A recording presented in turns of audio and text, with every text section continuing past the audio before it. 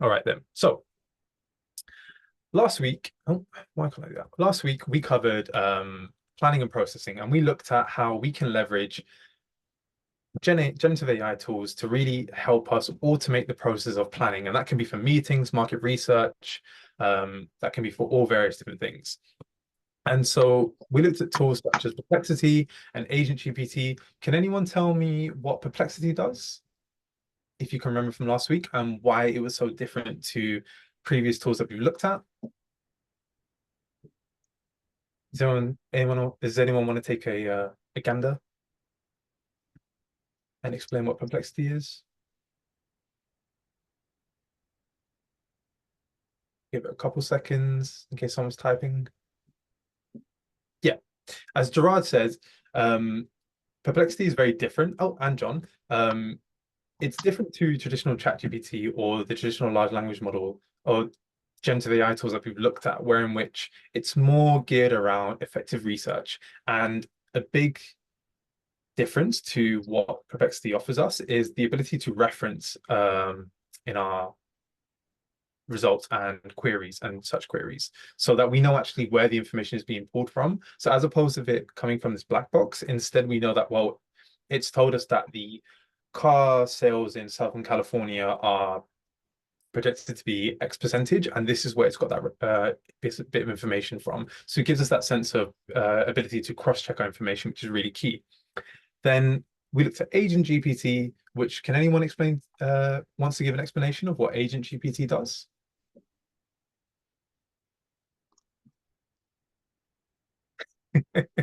Joanne says it has a bias against rubber ducks. Exactly. So as Joanne said, creating bots. So what Agent GPT does, it allows us to deploy AI agents, which are essentially self-contained programs that will continue to find us or continue to work towards a specific goal that we set for a set period of time, or in sometimes you can do it in perpetuity. So in this case, we asked Agent GPT we gave it the parameters asking, should we create a rubber duck company? Should we create a company that sells rubber ducks in 2024? And that's the only bit of information we gave it. It was able to then break that prompt down into various different research prompts and elements that it needed to gain information for. And unfortunately, it came back saying no. That doesn't mean that we don't like Agent GPT. It's still a very useful tool, but it did crush my dreams of closing Codex down and instead starting Codex Rubber Ducks. But hey, well, there's a will, there's a way. And so I'll keep you all posted if that happens. So going into this week, we're going to be looking at processing. So whenever you're preparing for meetings, or a lot of the work that we do on a day-to-day basis ends up being with planning and processing. Now, the way this session is going to go is that the first half, or the first at least quarter of it, is going to be quite lecture heavy. So I do apologize in advance. I think I've given you all fair warning from like session one that this is coming, but we're going to be covering some really key important legislation and data privacy stuff that is very, very key that everyone understands so that we can all remain safe, compliant, and particularly if you're working in a big organization, you don't cause a data breach as such. And then in the second half, we're going to be looking at, given how can we anonymize data and how can we actually feed information into large language models safely so that it can actually process information for us in a way that essentially turns something like ChatGPT into our own very data analyst. Thumbs up if that sounds good. Thumbs up if that sounds bad. And you don't want to hear me ramble on, but hey, you've come to these sessions before, so I'm sure you guys are used to it. Wonderful. Cool. All right then. So jumping into the first slide, I'm going to go full screen just so that bit more context. So when it comes to, there's a big privacy concern when it comes to large language models, and that is entering personal data. Now, can anyone tell me what personal data is? Does anyone know what the definition is? Just gonna put up the chat, see if anyone know what personal data is defined as? Restricted and confidential. Jennifer's hit the nail on the head. Anything that can identify you. So when we talk whenever I mention personal data or it comes up in today's session and whatnot, as Gerard says, it's going to be personally identifiable information. So that can be things such as your name, your email, your location, exactly your address, social security number. Here in the UK, that will be your national insurance number. It could even be your place of work. And so when it comes to large language models, the problem is that when we feed information into a large language model, essentially what that leads to is that it's a black box. And there's kind of, as a user, it's near impossible to get information out of a large language model. And so essentially what that means is if there are any bad actors who have access to the same system that you have, they can potentially access the information via using certain queries. There's this term that's coming around called query injection, which is similar to SQL injection, which is the way in which you can get around the safeguards in which large language models have in place, built in. And so it's quite a big issue particularly when large language models jumped on the scene, that, hey, we've given all this information into a black box and there's no way to get it out. An example where we can see that is if I open ChatGPT here and I say, give me Jeff Bezos's email address. Immediately here, we can see that the safeguards come up. And so as we can see that it can't give the information. But even with a slight tailoring, or not actually, no, don't need to tailor it anymore. But immediately we can see that it has actually added this bit of information. Jeff Bezos has been known to use the public email address jeff@amazon.com for feedback, though this is generally for business-related inquiries rather than personal communication. Now, if we were not going after, I think that's quite an aggressive term, but if we were looking for or entered someone's information, we can even try it with myself. Give me Basil, this is my full name, Patel, CEO at Coding with Codex email address. Essentially what this can mean, my email address isn't actually online and whatnot. However, there can be instances where if my email address has been fed into OpenAI's model and the large language model, there are ways to extrapolate it.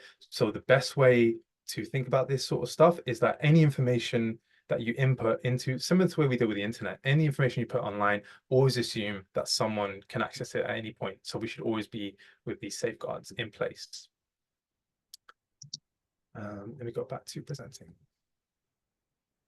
So yeah, going back into the security elements of this, by inputting personal data, we can essentially expose ourselves to security risks such as identity theft, phishing, and other forms of cybercrimes. It's really common that we're seeing data breaches happen for secure databases, and we've yet to see a massive one happen with a large language model. However, I'm quite confident that this is a pure ticking time bomb, and so we will see this potentially, unfortunately, in the future. But with personal information, things such as bad actors are able to commit things like fraud, gain unauthorized access to accounts, engage in other illegal activities that harm an individual whose data was compromised. So again, this is something we need to keep top of mind whenever we input information into a large language model. I'll pause there quickly. Thumbs up if you're following along.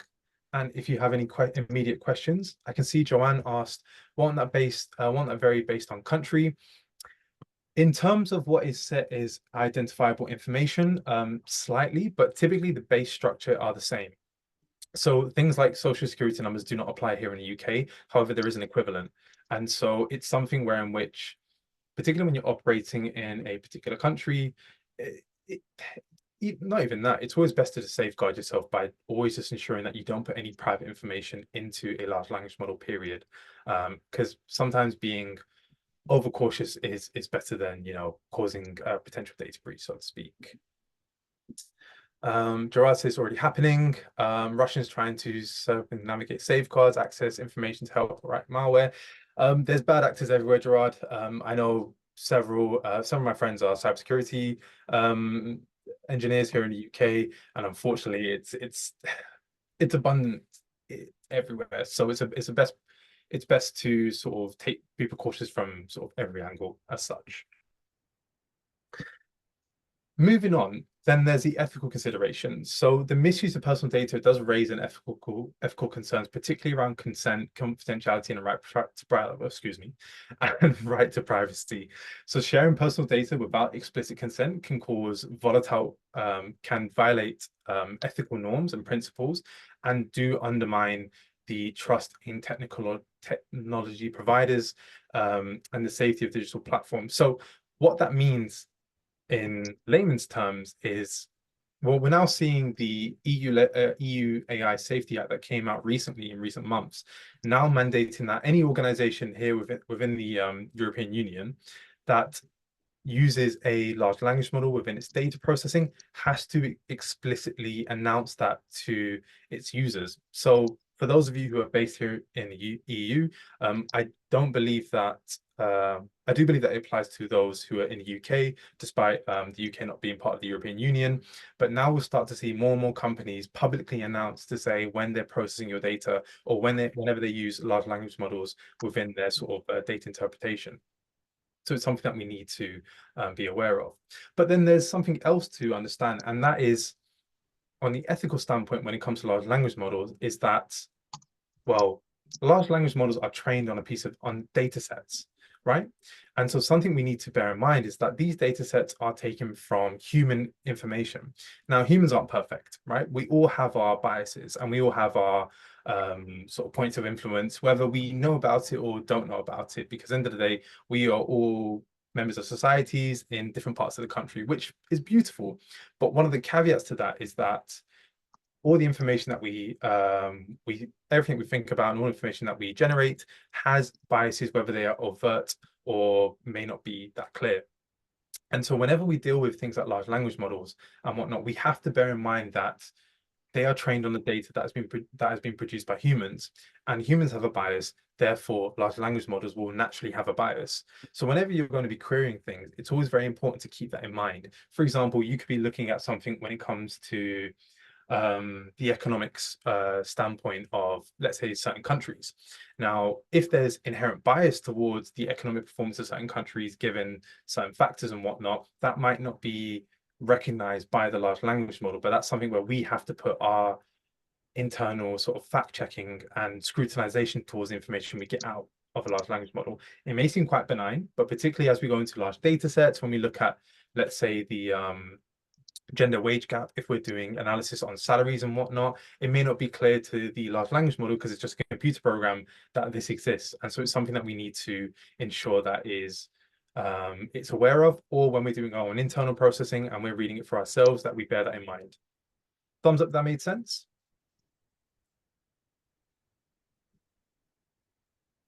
Thumbs down if you have if you need a bit of time to marinate and whatnot.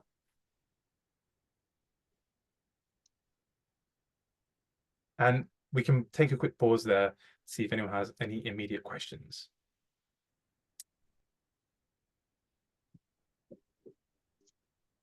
So Jennifer asked, could I clarify in terms of what do I mean by putting information into a large language model? Do I mean by the queries that I ask and whatnot, and as such? So essentially what I mean is, let's say, Jennifer, you sent me an email, right? And in that email, I thought, you know what, this is really long. I'm having a really tough day, and I just want to get a quick rundown and automatically generated reply back from ChatGPT or whatever tool I'm using.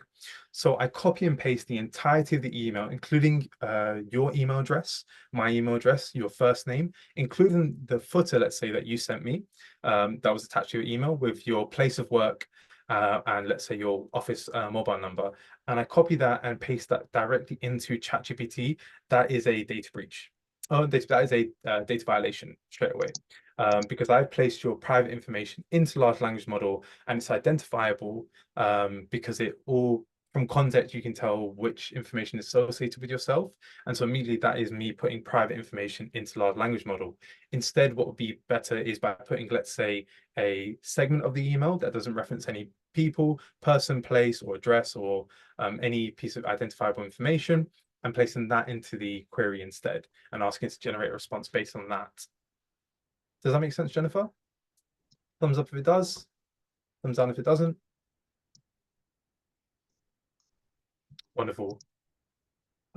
Marilyn, if you can, I think that's something which is a bit more specific, and I'll need to ask some follow-up questions around that at the end. So if you can just put a pin in that and then remind me at the end for that.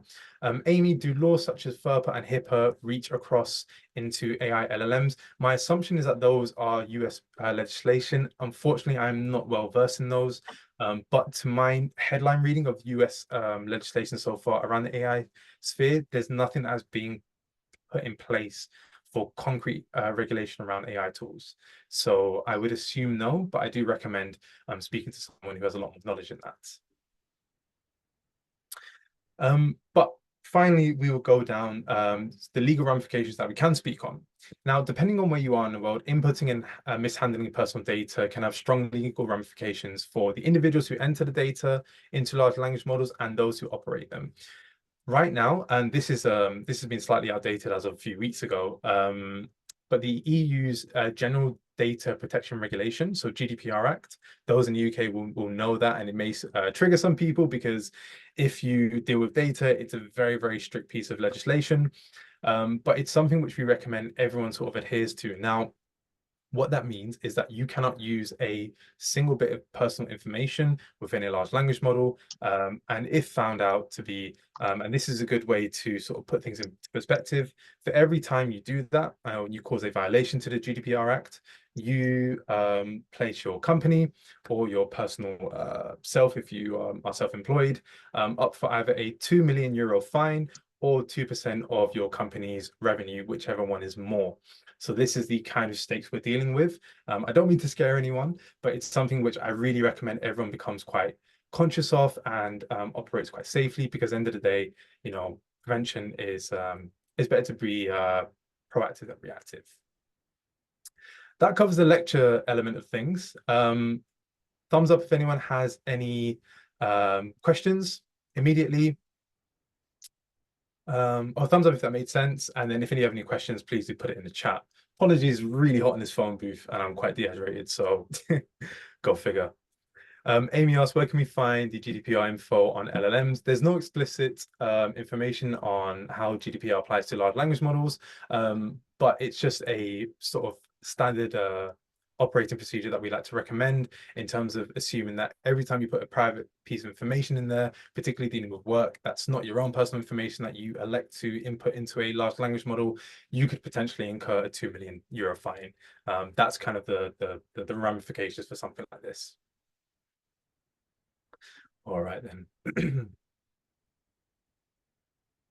That's the same one, duplicated. So this is something that I love to sort of share. And this is actually one of the real implications of putting in private information into ChatGPT. Now, so this happened actually at the advent of ChatGPT when it came out early 2023. And Amazon engineers were utilizing it so much that they were inputting proprietary information around Amazon's algorithm. So the search algorithm, when you go into Amazon, you want to search for sort of items and whatnot and tools. So much so that ChatGPT was able to learn and understand the algorithm, and to which point any Joe Blogs could come in and ask for the recommendation algorithm or the search algorithm that Amazon has, and essentially they would get it for free. So it's a massive breach, and it caused a really, really big issue. And it was one of the first times we saw, excuse me, that misuse of large language models can have a real impact on a business. So it's something to bear in mind that this has happened before, and this is what happens when we over rely on large language models without having our own personal safeguarding framework in place. But now we're going to go into the sense of anonymization. Americans here, I put it with a Z, it's spelled with an S, but hey, it's another hill I'll die on. As last week we talked about Nike, not Nike, but go figure. But this is a way in which we can safely change our data such that we can actually input it into large language models to actually get the data processing tools and ability to our full extent. So data anonymization is a process of modifying personal data so that individuals cannot be easily identified within a data set. So this can be either removing, encrypting, or altering personal information such as name, addresses, and phone numbers, so that people in the data set remain anonymous, and we just care about other indicators that we can extrapolate trends from. So examples of personal information, as we've previously spoken about, things like email address, full name, so full names, even partial names in certain instances, phone numbers, social security numbers, your national insurance, home address, and office address. I think office address is something that people don't consider, but it's something to be very much aware about when it comes to what is identifiable information. So moving on to the actual interesting part of today's session, once we've anonymized data, we actually want to then figure out, well, what can we use large language models to actually help us with?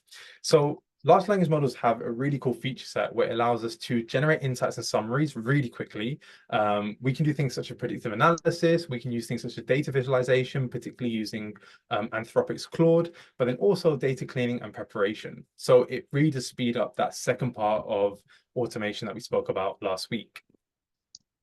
But first, we're going to look at something that allows us to generate fake data, because at the end of the day, if we want to get to grips with things, we actually need to have some data to play around with.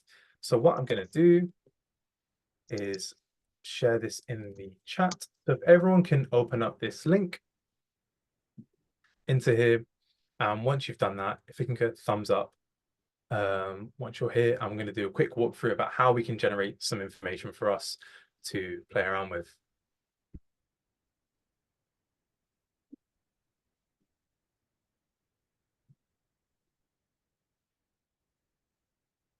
Wonderful. All right then. So essentially here, as we can see, we've got a bunch of rows, a bunch of data, and what it will do, it will generate us a CSV file, which is a comma separated value file, which essentially is like another way of doing like an Excel spreadsheet. If you deal with if you're in marketing, if you're in data analytics, or you're a consultant as such, I'm pretty sure most people would have seen something like this beforehand. So it's really, really cool to see. And all of this is fake information. So one thing we can do is going here, and as you see here, we see add another field. If we click on that, and then if we want to rename this, actually we go into here. So what happens is we'll see a new IP address sort of form pop up. If we go to the drop down under the type column, select it, and we can see here that we have all these different data bits of data fields that we can sort of generate out of thin air, so to speak. So it's really helpful to do that. But one thing, if we go in here, just by yeah. So if you want to go here on the right hand column, you'll see here car, and then we can actually select car make. And if we do that, and we want to rename this field name, we'll call it car make. And once you've done that, we then want to download this. So where's the download button gone? So we got it here, and we click generate fields. Oh, sorry, not there. I think I'm going blind, everyone. I can't see the. Oh, this is a bit weird. Can anyone see where we're able to generate the file itself? I'm not sure if my screen is blocking it, so to speak. Change that. Generate a field. Format CSV. Maybe you need to sign in first. That's good, but normally it allows us to not sign Oh, at in. the very bottom. At the very, very bottom. At the very No, bottom. not the screen. It's the green bar at the bottom. The green bar. Oh, sorry. Oh, sorry. I didn't realize I had the videos. I had everyone's screens covering that. Thank you so much for that. Yeah, exactly. Here we have generate data. So if we click on that, thank you so much for that. We can see that we can have this mock data. We can save that as such, and it gives us this mock data, which if we open up in this CSV file, my laptop quickly moves about, we can see here that we have all this information. We have these random people. These people do not exist. They're completely fake. We have their gender. We have their car make as such. And essentially, we can go from here. So once everyone's done that, if I can get a thumbs up in the chat, and then we'll look at how we can actually start to play around with this information. and look at the capabilities of ChatGPT in this instance.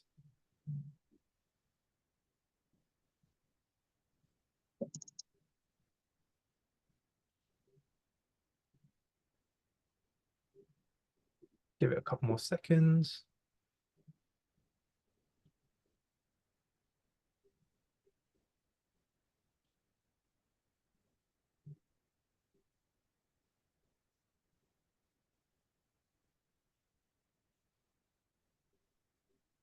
All right then. So if everyone can then open ChatGPT, and we'll need to check something that everyone has access to.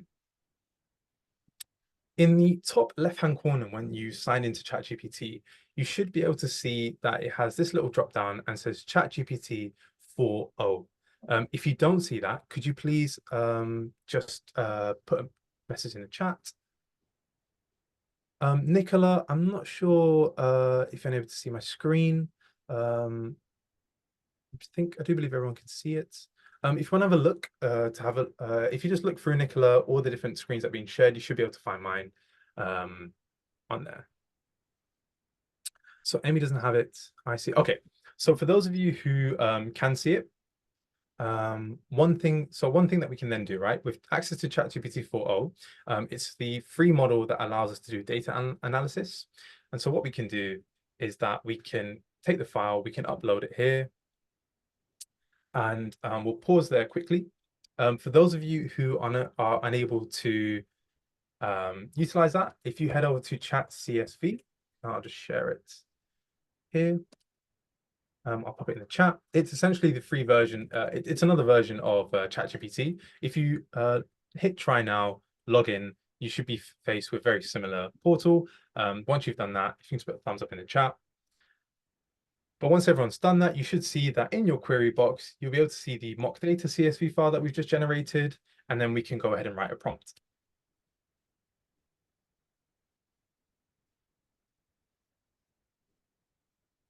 So thumbs up once you see that and you've uploaded your information.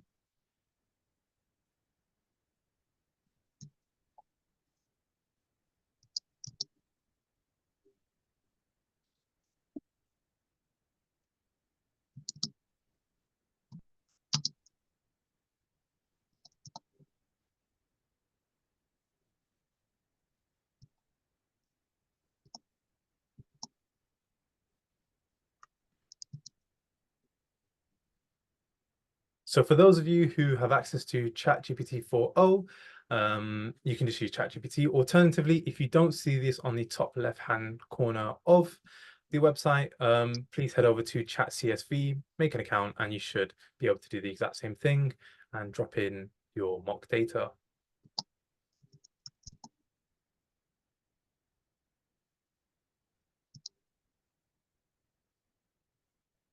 So Colin's ready. Amy's done it. 4.0 mini is fine as well. It's a similar model. All right then. So we've got this bit of data, and one thing we want to make sure is that ChatGPT actually understands the information we're putting in here. So a quick way of sort of sense checking this is by writing a prompt by saying, please understand the data I've provided and give me a summary. And we've hit enter. It's quite cool that we get this nice little view, but we'll see that ChatGPT will say it's analyzing and whatnot. And immediately it gives us a quick rundown of the information. Now, essentially, it's really important for us to just double check this. For those of you using Chat CSV, this does it for you automatically and whatnot. But here we can see that, it's car make. Yep, that makes sense. It's interpreted that correctly. It gives us gender, email, first name, and last name. And from here, sort of the world's our oyster in terms of generating insights. So as we can see here on the bottom, it's giving me some suggestions and whatnot. So we can analyze gender distribution and we can look at the most common car make. But quickly going back to our best practices, as a reminder, when it comes to using large language models for data analysis, they're very similar to research and also prompt writing in general. But sort of to go through that again, there's 4 main points to it. So clarity and specificity. Being specific is really important. So asking very broad and generalist questions don't really yield you great results. So make sure you're clear and specific about what you're asking a large language model to do. Specify the type of analysis needed, and the more specific your prompts, the more targeted and relevant the large language model's response will be. Also providing data context and background. As always, whenever we're writing prompts, it's really important to set the context around what you're dealing with or the situation you're addressing. In this case, where did you get the data set from? Is there, what domain does it relate to? This could include explaining any relevant background information, the nature of the data, or any specific constraints or assumptions that should be considered. Instruction detailing, so if you have a certain way in which you want your information to be analyzed, or how to handle the data, or how to interpret certain columns to analyze, or any data cleaning, please make sure that you have that. And also just stating how you want the information to be outputted. Because bear in mind, if we don't give sort of frameworks around this, it doesn't really help and it can be quite convoluted and we don't really get back what we want. So given that, your task is to find 3 insights within the data set and share them with the group. So for those of you who are stuck for ideas, that could be, taking this, analyzing the gender distribution. You can look at what the most common car make is. You can see, well, sort of anything goes, what the most common name is. Yeah, what's the most common email domain using a data set. The world's your oyster. So if you can generate 3 different insights and share them in the chat, and yeah, we'll go from there. Nicole says they found the windows and top of lip. I'm really happy to hear that you found that, Nicole. Glad you found my screen share.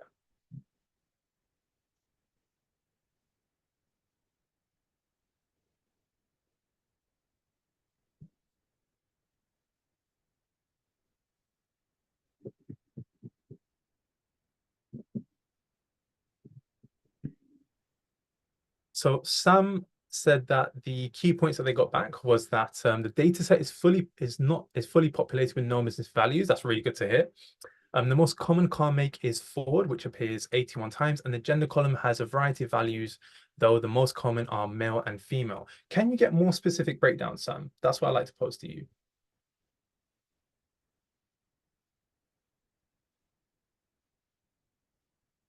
And if you do get a response that you weren't necessarily looking for, or something that where you think, ChatGPT or ChatCSV is actually making something up, if you could just sort of flag that, and I think that brings us on to our final point that is really, really crucial for us to bear in mind when it comes to doing data analysis using large language models.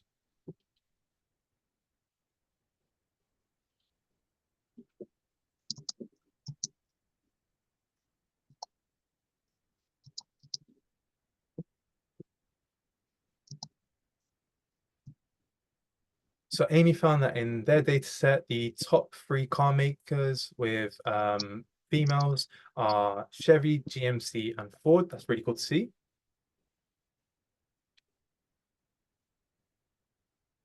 Could you get the specific breakdown in terms of the number within the data set? And what would that look like?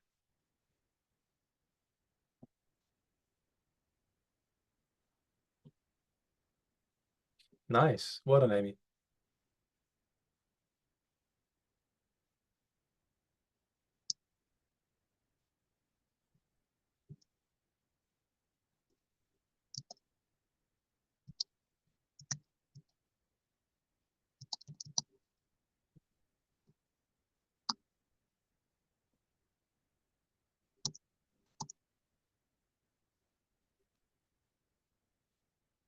So CBD could not give me distribution and percentage. What sort of distribution and percentage were you looking for, Sandy?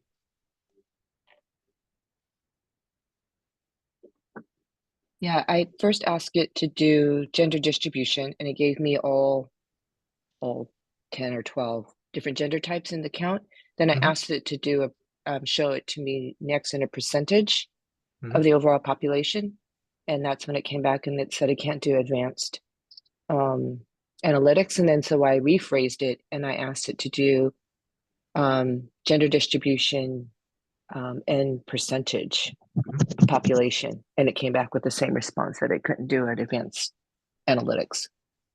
Yeah, so this is I'm actually quite glad that you ran into this, Sandy, because it brings up a really we tend to have this every time we run this session where someone sort of hits a sort of a stump when it comes to large language models.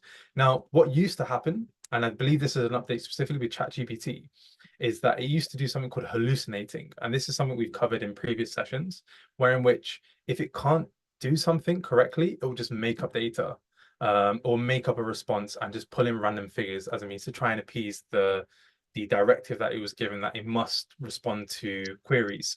So I'm glad to hear that it's now sort of seeing a patch, but here we can see that though we can get, snapshot bits of information quite quickly. So again, we're saving ourselves a couple minutes here and there from what would be traditionally an Excel formula, or if we're unfamiliar with Excel, it could be a lot longer amount of time. It does have its limits. And so it's something for us to bear in mind when it comes to dealing with building a reliance on using generative AI tools for data analysis. Typically, if you can, and we've previously spoken about this, you can gaslight large language models. So sometimes by setting the prompt at the very beginning by saying you are the world's best data analyst and you are capable of doing anything, that can sometimes, it's a hacky way of getting around that sort of restriction. However, something to bear in mind is that that can cause issues where in which it does hallucinate and makes up data because we've set the directive that it can do anything, so to speak. Hope that makes sense.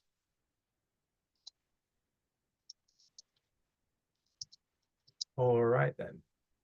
Cool. So I do realize that we are now 1 minute over. And I think, oh, we've got some Sam was able to get us the gender distribution values in terms of the top 3 car makers, which is really good to see. Nice.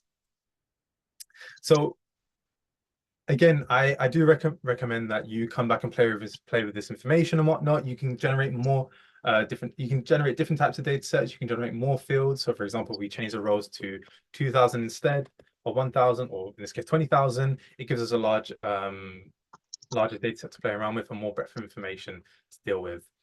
But sort of bringing the session to an end, as a final thought, large language models are extremely powerful tools, and they really allow us to delve into the intricacies and world of big data, but it's not without its risk.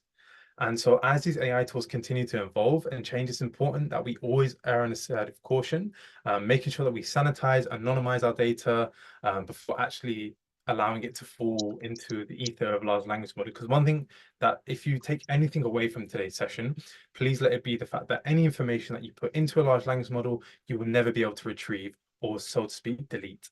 And so I think it's a really important thing for us to bear in mind. And something that I really recommend that you tell your friends and colleagues who may not be privy to that sort of mindset and thinking. And so we've run out of time, but that brings us to the end of the session. So any questions, please do feel free to pop it in the chat or come off mute. Alternatively, thank you very much for coming. And yeah, I look forward to seeing you in next week's session. I believe one of my colleagues will be taking next week. So you get a break from me. I've done enough lecturing to you today. Get a bit of break from Faz, so to speak. And so Chris actually asked, why do we think GPT doesn't hallucinate any longer? I don't think it doesn't hallucinate, Chris. I think there's just been better safeguards put in place to say that, well, instead of it making up random information on the fly, just default to saying it's unable to perform a particular task, so to speak. So yeah, I wouldn't say it doesn't hallucinate anymore. I still think that's something we have to bear in mind. But I think the developers have got better at embedding in within the system the ability to notice when it doesn't have certain information and just flat being, I can't do X, Y, and Z. But yeah. Jennifer, curious, what have you told a large language model to remove personal and identifiable information? Wouldn't be able to do that itself. We don't know, Jennifer. Unfortunately, it's a black box. So it's not necessarily the case as a database of information wherein which we can ascertain for sure that the information has been deleted.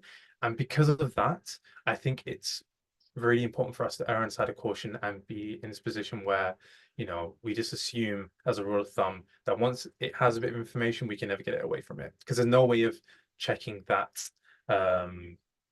you know, there's no way of checking that it's actually been deleted, because there's no way of seeing where it's stored. I hope that answers your question. Joanne says, what was the phrase to make it forget all the info before again? Just that, Joanne. Just say, please ignore all previous information and start fresh. Alternatively, you can open a new chat and start again, almost like you're talking to a person. But yeah, if that's all, yeah, I hope everyone has a wonderful Friday. I will be emailing over the video recording along with access to the content center. Probably next Tuesday. It is a bank holiday or public holiday here in the UK on Monday. And yeah, you too, Gerard. Have a great bank holiday weekend. And I'll try not to miss you too much. And yeah, have a great day, everyone, and look forward to seeing you all very, very soon. There you go, guys. Bye bye.